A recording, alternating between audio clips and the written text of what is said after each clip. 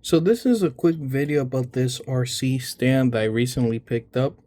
And just like most of the stuff on this channel, I tend to pick up stuff when it's on sale. And I don't know why this was as low as it was, but I got this for like 7 something, 7.98, something like that. I know it was less than half of what they normally go for. And there's not much that can be said on it. It's a pretty simple thing. Um, you adjust it like this. You can lower it, raise it. It came with these 4 pads. That's about it. The one issue that I do have with this, and I am like, why would you do this knowing what this will be used for? So this isn't what it comes with. Clearly, I 3D printed this.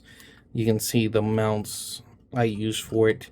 So it usually comes with a bare metal top, which is super slippery.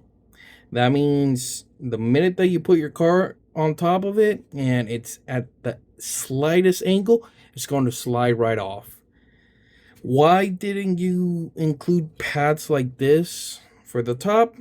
I don't know why. These aren't expensive, so why couldn't you have just done that? That would have been great, but you didn't do that. And for the price that they normally go for, I would not have paid that price.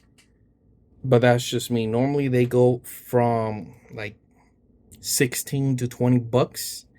In my opinion, that's too much for this. If it's 12 bucks, then yeah. But for the price I got this one, 7 and some change. I mean, come on, that's I can excuse a lot of the stuff with it. Like for example, these cutouts right here, I find them to be rather useless. These I understand because you can put shocks there to bleed them. And yeah, it's a very simple item. There's not much to it. If you find one on sale, again, I would recommend it for the most part. You can get it to be really compact. Let me show you real quick.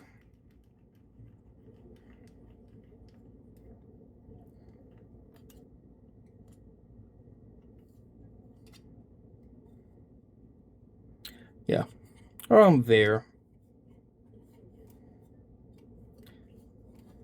But yeah, hope this helped you make up your mind if you were considering getting something like this, and keep it on the channel.